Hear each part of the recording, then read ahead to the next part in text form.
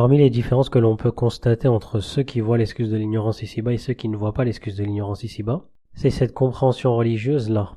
عاش في هذا البلد التي فيها هذا الشرك ولا علم أن هذا شرك، فهذا يعامل معاملة إيش؟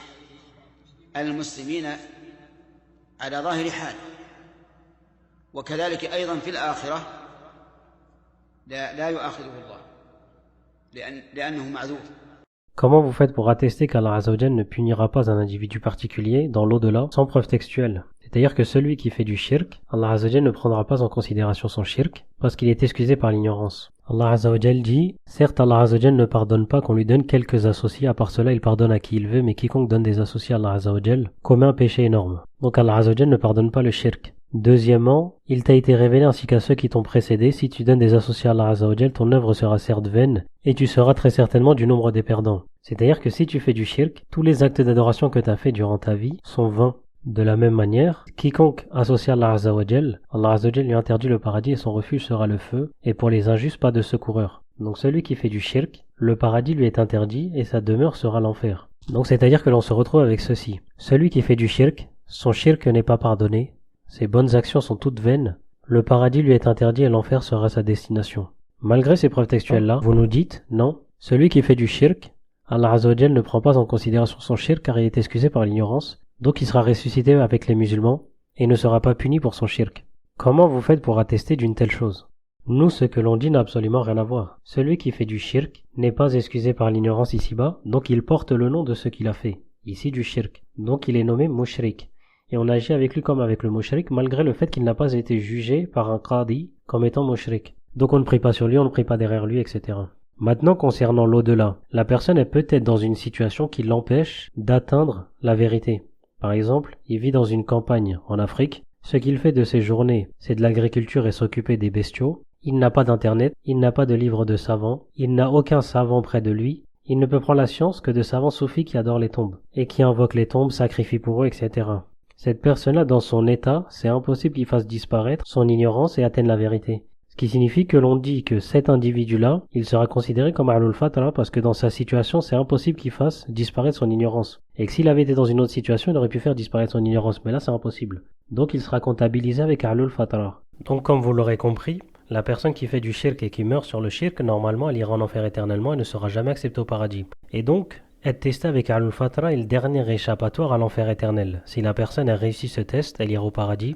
Si elle rate ce test, elle ira en enfer éternellement.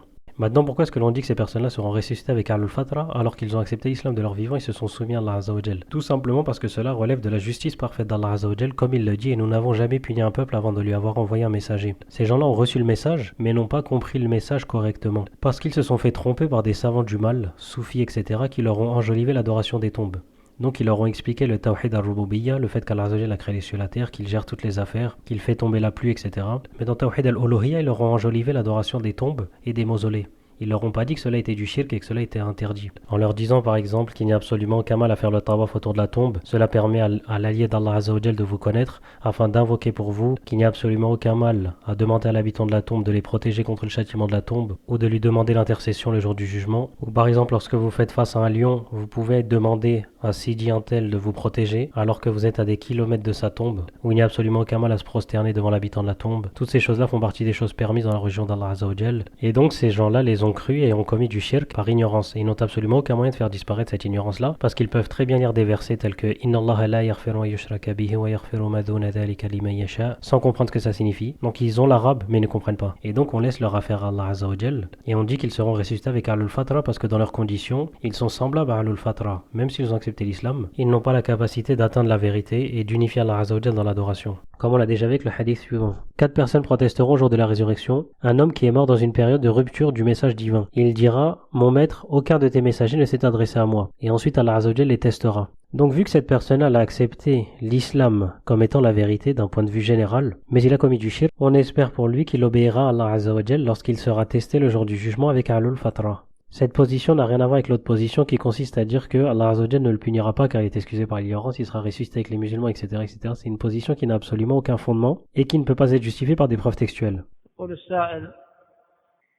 من قال أن من عبد غير الله كمن يدعو ويذبح للأولياء هل يقال أنه معذور بجهله لابد من إقامة الحجة عليه؟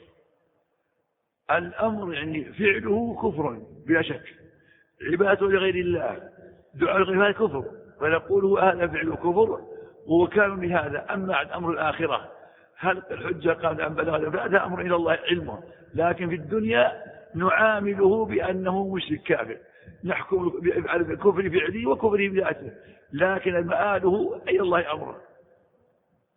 نعتقد أن من لقي الله مشركا فالنار هو مقره، لأن الله يقول إنه من يشرك بالله فقد حرم الله عليه الجنة، لكن الله أعلم بحال عباده يوم القيامة.